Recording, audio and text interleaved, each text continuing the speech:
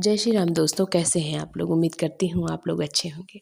तो बालाजी से जुड़ा एक सच्चा अनुभव आप सबके सामने लेकर आई हूँ कि कैसे बालाजी ने अपने एक भक्त की पुकार सुनी और उसकी गरीबी दूर की और उनकी सरकारी नौकरी लगी, उनकी पत्नी की।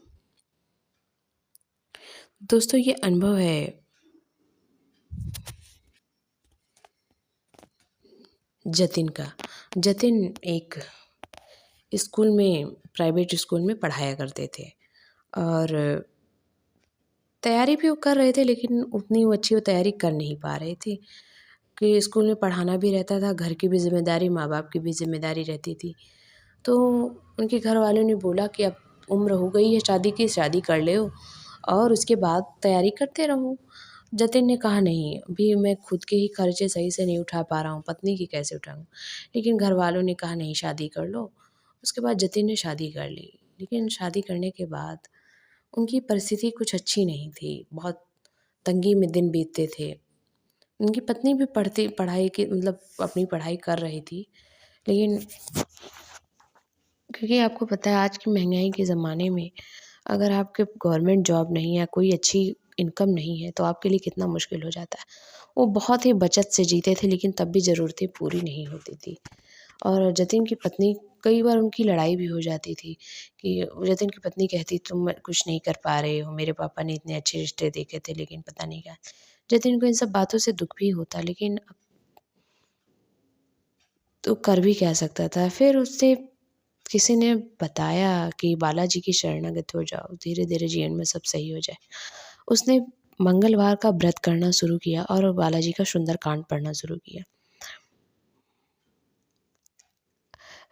जतिन की पत्नी तैयारी कर रही थी, लेकिन उसके एग्ज़ाम क्लियर नहीं हो रहे थे। जॉब के लिए अप्लाई किया, जॉब में भी उसे कोई सक्सेस नहीं मिली, प्राइवेट जॉब में। फिर भी वो तैयारी कर रही थी और जतिन भी बालाजी से प्रार्थना करता, प्रभु आज इतनी छोटी कमाई में नहीं, कल के बच्चे, उसकी एक बेटी भी थी, कल बच्ची को मुझे पढ़ाना होगा और मतलब बेटे को भी पढ़ाना होगा, तो मैं कैसे पढ़ाऊँगा इतनी छोटी कमाई में। क्योंकि 20-25 हज़ार में आप बहुत अच्छे से नहीं पढ़ा सकते, आपको घर के खर्चे भी देखने हैं। अब 20-25 हज़ार नहीं, शायद उसकी सैलरी 20 से भी कम ही रही होगी या 20 ही थी। बालाजी की व्रत, मंगलवार का व्रत करता और सुंदरकांड भी पढ़ता जब टाइम, मतलब अक्सर वो मंगलवार को व्रत करता और सुंदरकांड का पाठ भी करता और इसी तरीके से दिन बीत रहे थे। जतिन की पत्नी तैयारी कर ही रही थी। कुछ साल बीते, जतिन की पत्नी ने बहुत अच्छे से पढ़ाई की और उसके एग्ज़ाम क्लियर हुए और उसे गवर्नमेंट जॉब मिल गई। जतिन की खुशी का ठिकाना नहीं रहा, क्योंकि वो सोचता था कि अगर मुझे जॉब नहीं मिली, कम से कम मेरी पत्नी को ही मिल जाए। अब उसने बालाजी का बहुत धन्यवाद किया। उसे कोई उम्मीद नहीं थी जॉब लगेगी, लेकिन जॉब लग गई। अब उन्होंने अपना